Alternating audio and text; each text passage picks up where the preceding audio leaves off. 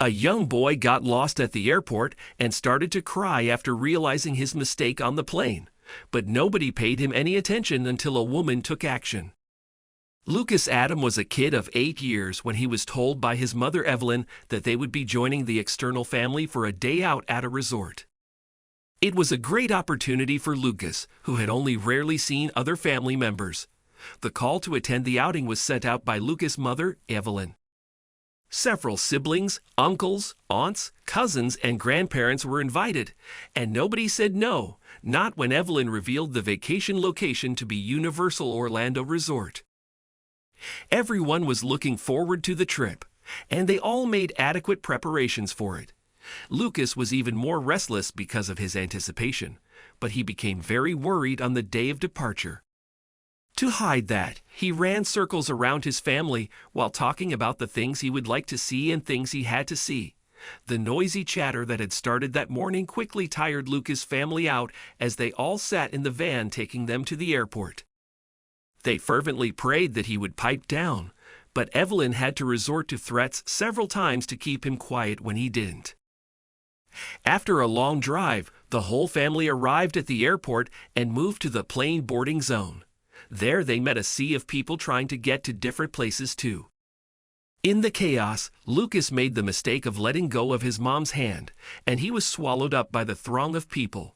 When he realized he was lost, he hesitated a bit before panicking, and he immediately saw his family moving towards a plane entrance. Ashamed that he had gotten lost, Lucas kept quiet and rejoined them without a sound.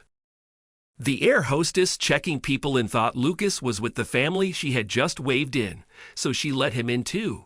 After finding a comfortable seat, Lucas started looking around for his family. It was not enough to make him worry because it was not his first time on a plane. He knew that they could have been assigned seats anywhere in the plane. He was more than happy that he got a window seat, and he also felt secure in the knowledge that should he unfasten his seat belts and stand up, his mother would definitely come up to him to chastise him. After some time, Lucas undid his seat belt and waited for his mom to emerge, but she did not, so he decided he would seek her out on his own. He wandered about the plane for several minutes, but no one paid him any heed until he got scared and started crying. He could not understand what was happening. As tears rolled down his cheeks, Lucas walked between the rows of seats, peering into faces he hoped would recognize him, but none of them did. "Get out of my face, kid," one impatient man growled, further scaring the distressed boy. After several minutes of vain attempts, Lucas returned to his seat by the window and began to sob quietly. The man sitting next to Lucas took one look at him and immediately focused his attention on the phone he held. Lucas continued crying until one woman noticed it. She was the person whom Lucas had initially confused as his mom because of her many kids. He would have cried alone the entire flight if the woman had not walked by. "Why are you crying, little darling?" she asked the boy, but got no answer from him until she petitioned the man sitting by his side to take her seat, which was in front, while she replaced him. The moment she sat, Lucas opened up. "I can't find my parents," he said, fresh tears spilling down his face. "Where are they?" she asked him, but he shook his head like he didn't know. "I thought you were my mom when you passed by with your family, so I followed you into the plane. You're going to Florida too?" Lucas asked.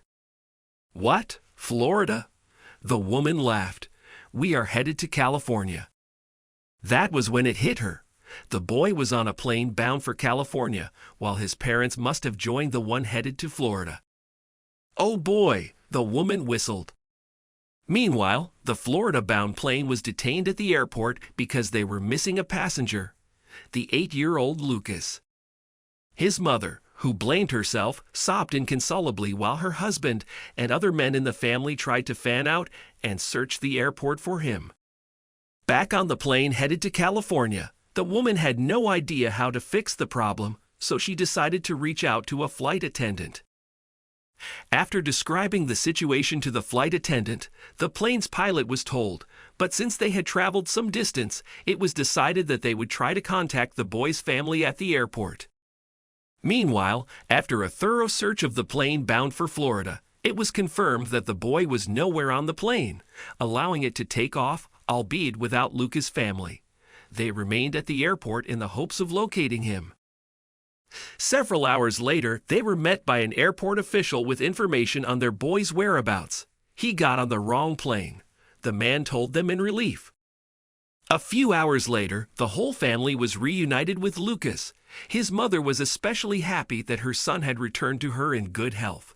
To herself, she promised to always listen carefully to her son's stories and hold his hand tightly to avoid the situation ever happening again.